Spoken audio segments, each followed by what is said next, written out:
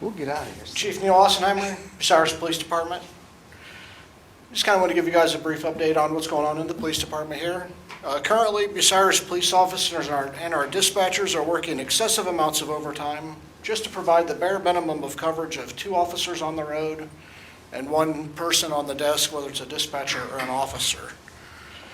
I will say they're extremely exhausted. They're walking around like zombies down there.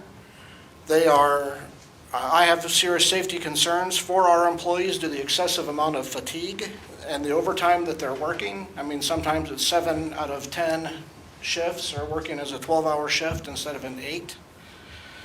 We're doing our best, but these working conditions simply cannot continue, and we need to make some changes in how we operate. If any of you guys have an idea, I'm all about it. There was nothing left to cut within the police department except our hours of coverage. What I mean by that is if we have to reduce our manpower anymore, we are not going to be able to cover 24 hours, and we can have, I don't know, purge hours or whatever you want to call it, where we don't have any cops on the street to respond to any calls. We'll come back in at 7 o'clock and start from scratch at the beginning of the day. I don't know any other way to put it other than that.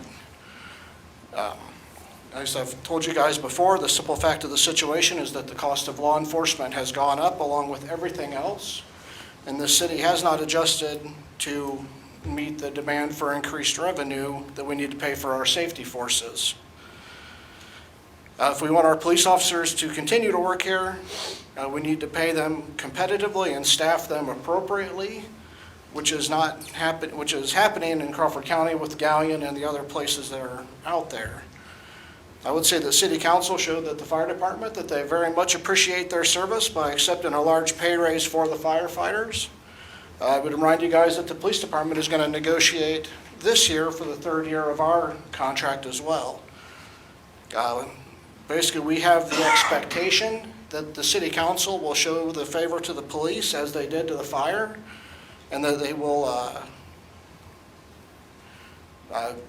be in line with what you guys gave the fire department.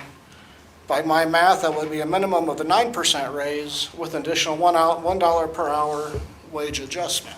And that's just being in line with what the fire department just got. Like I said, I don't have to remind you guys, as I've said up here numerous times, that Bucyrus police officers and dispatchers are paid less than the surrounding agencies, including within Crawford County. It's come down to the point where all of our officers that are under probably 40 years old are highly marketable to every other law enforcement agency in the state that has a vacancy. We're going to be unwilling to show our police employees that we appreciate them as much as we do the other branches that we have here, then in my opinion, they should actually seek other employment in a city where they're going to be more appreciated. The city of Galleon just gave its officers a 15% pay raise, and the sheriff's office gave its officers or its deputies a $2 pay raise in the middle of a contract cycle. And it sounds like those guys are counting on a high percentage raise when they go back to the negotiating table as well. And so the city of Bucyrus must be prepared to do the same if it's going to maintain its people here. If the city of Bucyrus is unwilling to properly fund and staff the police department, then the city deserves to lose the employees that it has, and they can deal with the increase in drugs and crime. Thank you.